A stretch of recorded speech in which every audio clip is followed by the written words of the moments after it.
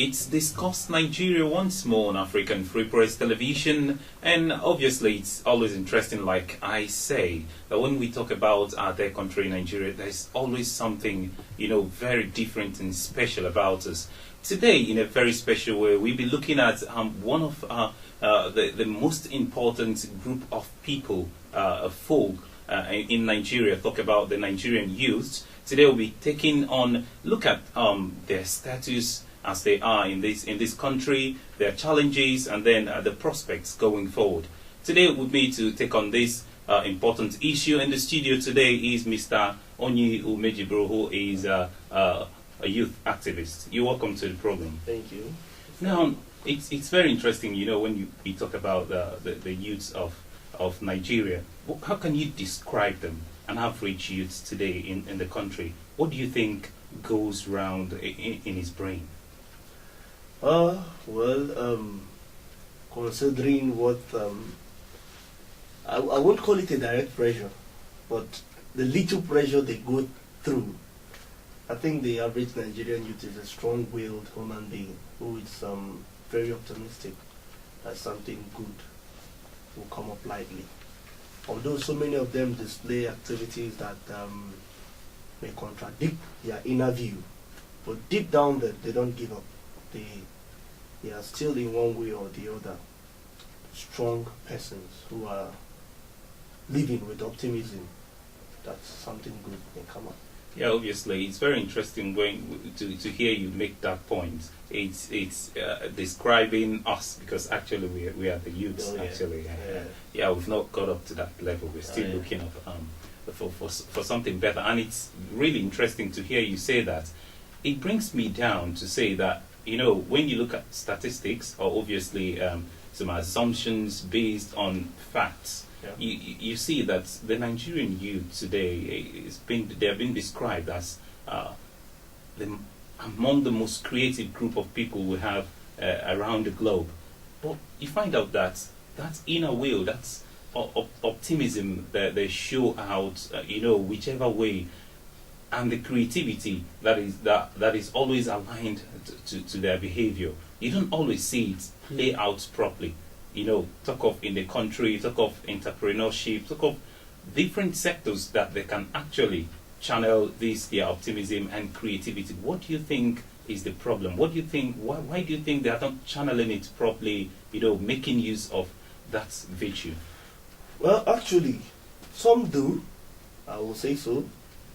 Some are also being discouraged, in the sense that sometime 2 years ago, I was in Anambra State, and a very young guy of about 18 brought, I don't know what was that, but it was something that had to do with him staying about 100 meters away and controlling another object.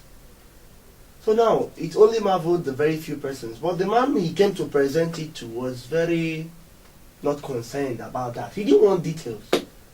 He asked the boy that he's done a good job, but you better go get something and do for yourself. And you in that type of statement, you begin to ask yourself. I talked to the man, right? Yeah, because what else do you want the guy to do?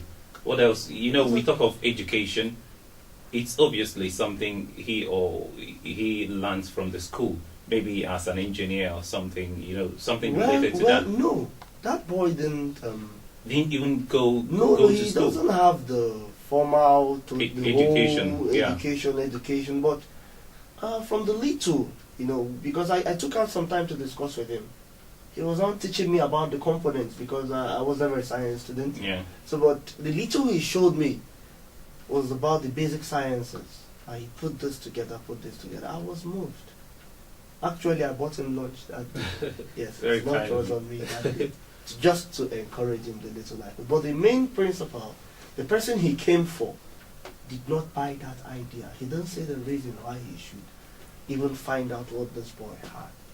He said he had a meeting. He was rushing out all that. Yeah, obviously, we're coming to look at how some of the elders, the statesmen, how they look at us. That is fine. But you've made a striking distinction between what someone who hasn't been to school can do and what someone who is educated actually can Oh, do. yeah. Now, we're talking about these two different groups still under the umbrella of the Nigerian youth. Do you think you can actually get the difference between someone who has actually been to school? Is there any difference as such from someone who hasn't been to school? In all honesty, the whole being to school and not being to school has really done a lot of harm to a lot of Nigerian youth. Yeah.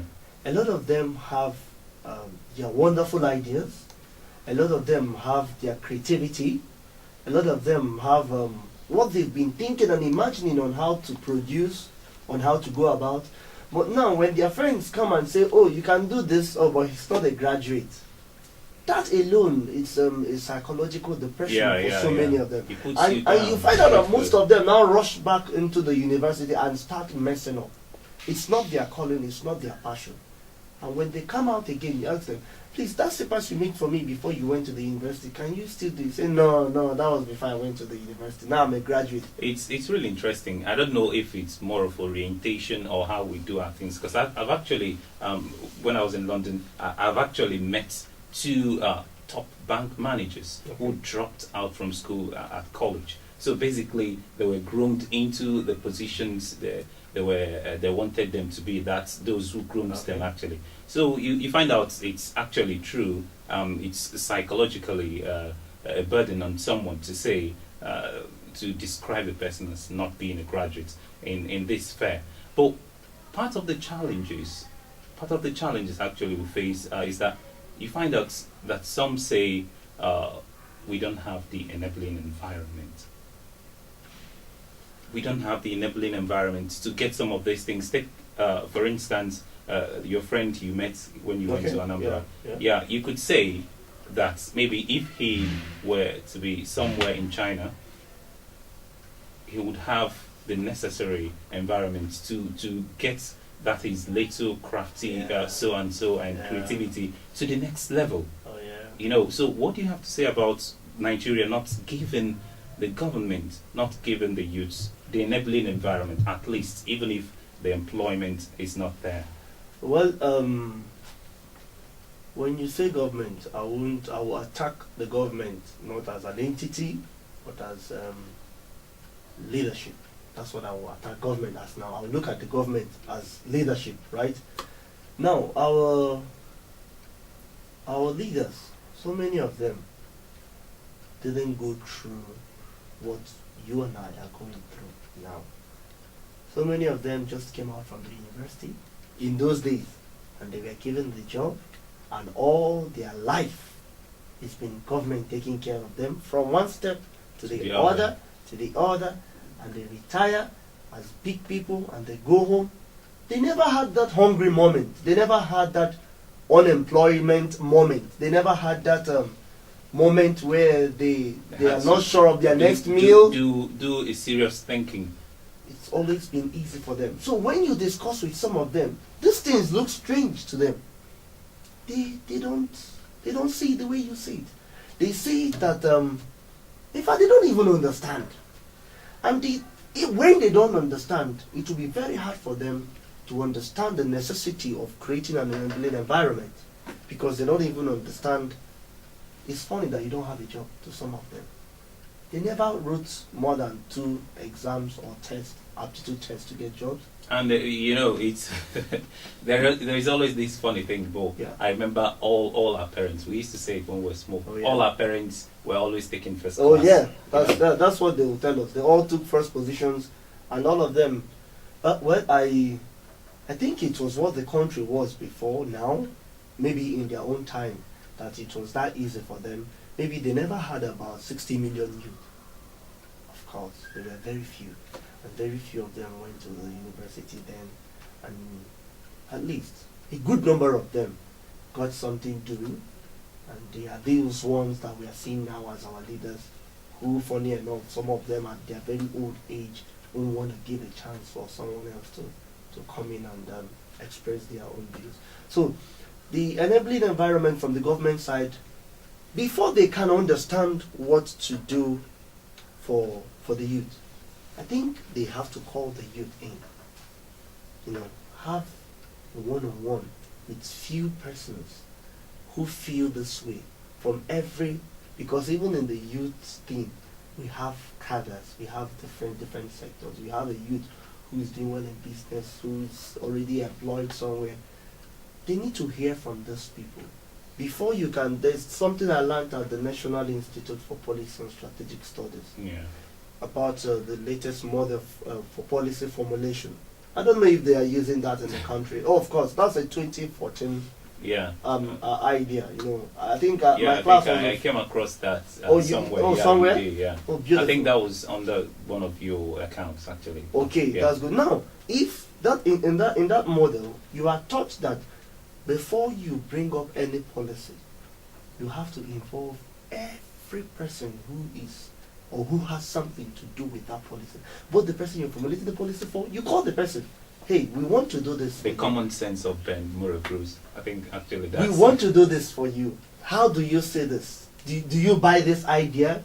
If we do this for you, how will it help you? Yeah. How best can we help you? Now, sitting back and saying that, well, we will create 5,000 jobs, 5 million jobs, 10 million jobs for the youth. The youth should go and learn how to do something. You are not even involving any youth. You just sit back and have your board meeting and you make an idea and send down to the youth. And now, I'll be honest, you may think you're doing the best for the youth, but to the youth, that is not the best. So Nigerian, you don't even need 1 million. They need just 2,000 naira. He has somewhere to go. To start up something. He has something to critical. Somebody just told him that if he can buy that for 20,000 naira, he will sell it and make 22,000. He's not looking for your 1 million. But now nobody is looking at that view now from the government side, which is a bit painful.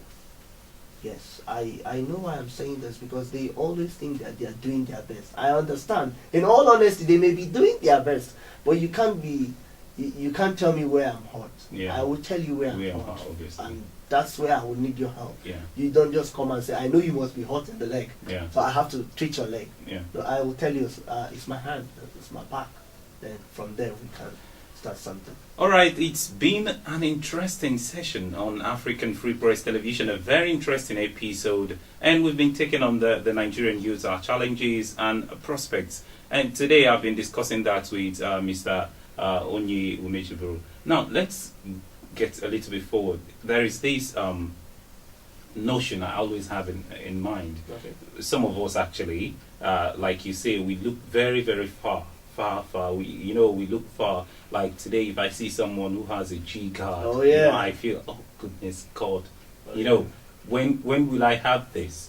And then there is this adage that says that the most obvious, sorry, how do they put it?